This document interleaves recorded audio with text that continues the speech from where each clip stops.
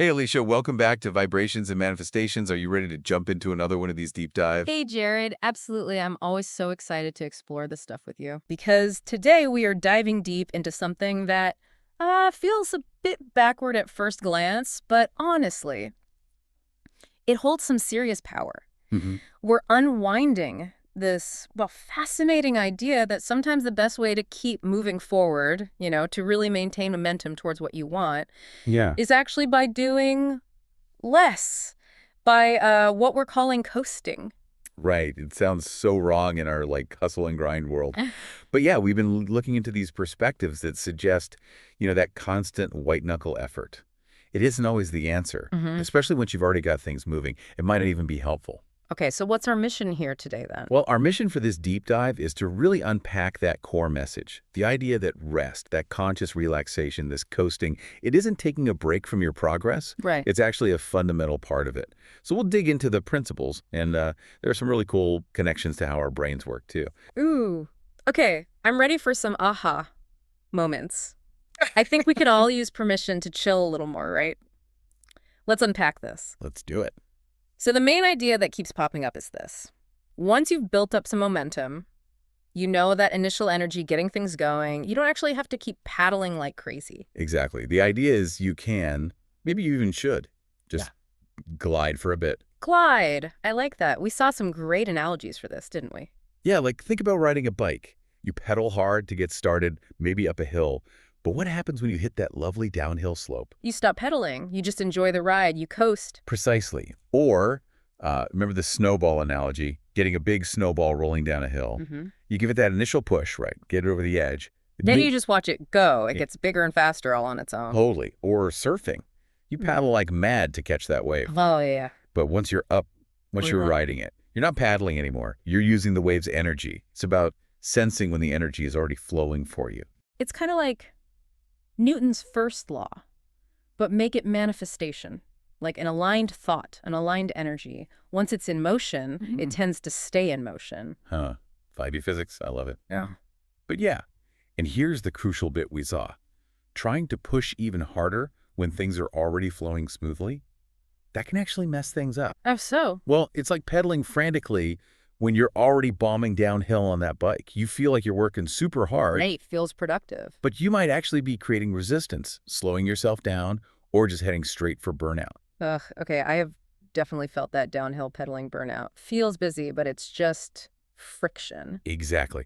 So the perspective shift here isn't just about managing your time, packing more stuff in. It's really about managing your energy, Energy management, okay. knowing when to apply effort, and just as importantly, knowing when to relax and allow the current to carry you. That makes sense. And what's really fascinating is that this isn't just like a nice idea. There's actual science, concepts from neuroscience and psychology that seem to really support this whole conscious coasting thing. Ooh, okay, bring on the brain stuff. I love this part. All right. First up, there's this principle often called neural pathways strengthening. You might hear scientists talk about long-term potentiation. Fancy words. Haha. Yeah, but the basic idea is simple. Your brain gets better and stronger at doing things it does repeatedly. It learns. Okay. So every time you focus on a particular thought and intention, maybe that feeling of already having what you desire, you're reinforcing the brain circuits associated with it. Like digging a groove deeper. Exactly like digging a groove. The more you travel down that mental or emotional path, the easier and more automatic it becomes for your brain to follow it. The idea is, once that desired state feels emotionally familiar, Uh-huh. your brain actually starts to expect it. It's like it becomes the new default setting. Whoa. So my brain literally gets trained to anticipate the good stuff I've been focusing on. Like it's building a superhighway directly to my goals. That's a great way to put it. Yeah. You build the road with that initial focus, that momentum. Then once the highway's paved, you don't need to keep laying asphalt constantly. You just let the traffic flow. Coasting lets that happen. Cool. Okay, what else? Well, related to that is the idea of conserving cognitive resources, sometimes called cognitive fluency. Basically, intense, effortful focus uses up a lot of brain energy. It's tiring. Tell me about it. Right. But when you shift into a state of flow, or this conscious coasting we're talking about, your brain tends to move into more automatic, efficient processing modes. Like when you drive a route you know really well and you barely have to think about the turns. Perfect analogy. That's cognitive fluency in action. And the principle is your brain likes things that feel easy and fluent, if a process feels smooth and effortless. Like coasting. Exactly. Your brain prefers that state and is more likely to maintain it. Trying to force things feels effortful, and the brain might resist that. That is brilliant. So struggling and straining actually makes it harder for my brain, but allowing things to feel easy makes my brain go, yes, more of this, please. That seems to be the implication. Your brain loves the path of least resistance. If you've set up a positive path that feels easy and familiar, it helps keep you moving along it without extra effort. Okay, mind slightly blown. Keep going. All right, next up, the Reticular Activating System, or RAS. Think of this as your brain's built-in search engine or maybe a bouncer at the club of your attention. Uh-huh. Okay. It constantly filters the unbelievable amount of information bombarding your senses, and it highlights what it deems relevant based on your current focus or programming. Like when you decide you want a specific type of car and suddenly you see it absolutely everywhere? Exactly that. Your RAS flags that car as important. So apply that here. If your dominant emotional state, your vibe, is one of positive expectation, alignment, trust, your RAS will be tuned to that frequency. It'll start highlighting opportunities, synchronicities, little signs and pieces of evidence that things are working out for you. And crucially, it does this without you having to consciously scan and search all the time. Wow. Your prevailing energy, your vibe, literally becomes the search filter. Your brain does the background searching for you. So my mood isn't just, how I feel. It's actively programming my brain's filter for what it notices in the world. That's huge. It really shifts the perspective, doesn't it? And speaking of feelings, there's the zone, or what seems to be this powerful parasympathetic and dopamine combination. Okay, break that down. So when you're in that relaxed, flowing, coasting state, your nervous system tends to be dominated by the parasympathetic branch. That's your rest and digest system. Yeah. Calm, peaceful energy, not the stressed fight or flight mode. Right, the chill mode. The chill mode. But interestingly, this state of relaxed presence and flow often coincides with the release of dopamine in the brain. Dopamine. That's the feel-good chemical, right? Motivation, reward. That's the one. So you get this, perfect cocktail. A calm, regulated body and nervous system combined with brain chemistry that makes you feel good, optimistic, motivated, and engaged. Wow. That's what we're calling the perfect combo for effortless forward motion. Calm body, optimistic brain. So wait a minute. Stressing out and pushing hard actually activates the wrong part of my nervous system for this kind of flow. Relaxing into it is actually more effective. It certainly seems that way. Pleasure, presence, peace, they might be more powerful engines for this kind of progress than anxiety. That makes so much sense when I think about times I've forced things versus when they just flowed. Yeah. Okay, this is good stuff. Is there more? One more angle from psychology.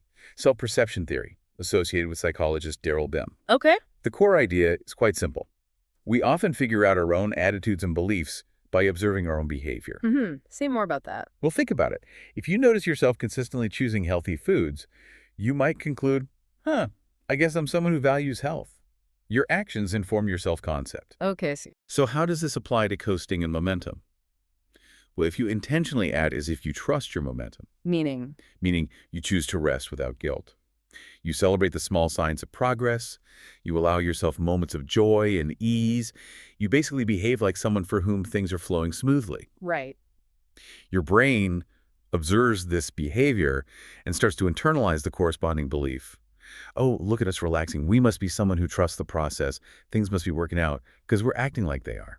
Okay, that is fascinating. So it's not just think positive, it's act trusting, and the acting then reinforces the trust. It becomes real. Exactly. It's a feedback loop. Acting like you trust the momentum helps to cultivate and solidify that genuine trust. Behavior shapes belief. How do we actually do this in a practical way? How do we consciously choose to coast when everything screams hustle? That's the key question.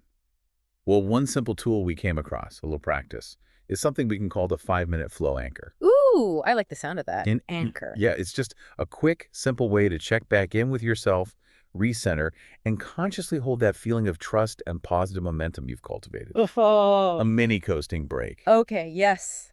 Let's do it. Can you guide us through it? Absolutely. So wherever you are right now, just find a comfortable position. You don't need to do anything special. Just allow yourself this little pause, a moment to just ride the wave. Let's start with a breath. Take a nice slow breath in, maybe filling your belly, and just let it all out with a sigh. Letting go of any need to push or strive right now. Let's do that again. Breathe in deeply, feeling a sense of ease, and exhale completely, just releasing any tension you might be holding. Feels good. Now, just let your awareness soften, like letting your gaze go slightly unfocused. There's really nothing to fix, nothing to figure out in this exact moment. Just be here. And let's gently move through the senses, noticing without any judgment or effort. Just simple awareness. What sounds do you hear around you right now? Just let them come and go, like background noise. Don't latch onto them. Now, bring your awareness to any sense. What do you smell? Maybe it's subtle, maybe nothing specific. Just notice. Noticing. And what about the feeling on your skin? Notice the temperature of the air. Maybe the contact of your clothes. The feeling of your feet on the floor or the seat beneath you. Just physical sensations. Now, if it feels comfortable, you can place a hand gently over your heart. Or just bring your awareness to that space in the center of your chest. And just quietly, inwardly, ask yourself this question. What feels really good to me right now? And just wait for an answer. It doesn't need to be huge or dramatic. It could be really small. Maybe the warmth of your hand on your chest. Maybe remembering a nice moment from earlier today. A kind word someone said. Maybe just this quiet moment of breathing. Whatever that little spark of good feeling is, just acknowledge it. And now, gently hold on to that feeling. Let it linger. Imagine it like warm sunlight spreading out from your heart, flowing easily down your arms into your hands, filling your torso, moving down into your legs and feet. Let your breath help it circulate. Just bathing in that simple, good feeling for a moment. And as you hold that feeling, you can just silently affirm to yourself, or even whisper it if you like, momentum is on my side. Momentum is on my side. Every breath aligns me more. Every breath aligns me more. I trust the energy I've already built. I trust the energy I've already built. Just take one more easy breath here, feeling that sense of trust and flow. That actually felt really anchoring. Just a few minutes. Exactly. And notice the feeling it aims for. It's not about desperately trying to create momentum from scratch in those 5 minutes. Right. It's about settling back into the feeling that, okay, I'm riding the wave now. I've done the paddling. Now I get to feel the motion, feel the ease, trust the steady forward flow that's already here. I love that. Feel the motion. So if we bring all these threads together, the core message we've unpacked today is, well, refreshingly simple, isn't it? It really is. You don't necessarily need to micromanage every step of your progress or try to brute force things into existence once you've genuinely set that positive energy in motion. It's more about staying open and just trusting the momentum you've already built up, letting joy and ease be your guide maybe, instead of just grinding effort. Beautifully put. Yeah, it's an invitation maybe to let today, even just the rest of today, be a coasting day in that sense. Consciously choose actions led by ease and enjoyment. See what happens. Okay, so wrapping up this deep dive, the big takeaway is this idea of rest, relaxation, conscious coasting. It's not about being lazy. Not at all. It's actually a smart strategy based on these principles we explored, and it seems to be backed up by how our brains and our energy systems actually function. And why should you, listening right now, care about this? Well, really internalizing this can genuinely free you from that constant, exhausting pressure, that feeling you always have to be pushing to make things happen. Yeah, that feeling is heavy. It is. This shows you a potential path to progress that can feel easier, more natural, and frankly, probably a lot more enjoyable too. Definitely. And hey, if this whole idea of momentum, energy, vibration really resonates with you, we dove into something we call the algorithm of the universe, talking about how you can consciously work with energy and vibration to create change in your life. Feels very connected to this, kind of a momentum-keeping classic for us. And we would genuinely love to hear from you about this. Share a moment, maybe from this past week, where you felt that flow carry you, where something just clicked or felt surprisingly easy when you let go a bit. Yeah, tell us. And as you let all this sink in, here's maybe one final thought to chew on.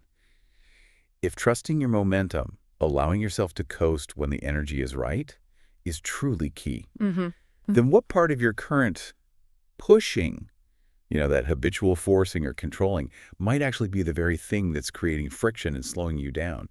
What would it really feel like for you to consciously let go just a little bit more and truly trust the ride you're already on? Something to think about. Thank you so much for joining us on this deep dive today. We really hope this gives you a fresh, maybe even relaxing perspective on your own forward motion.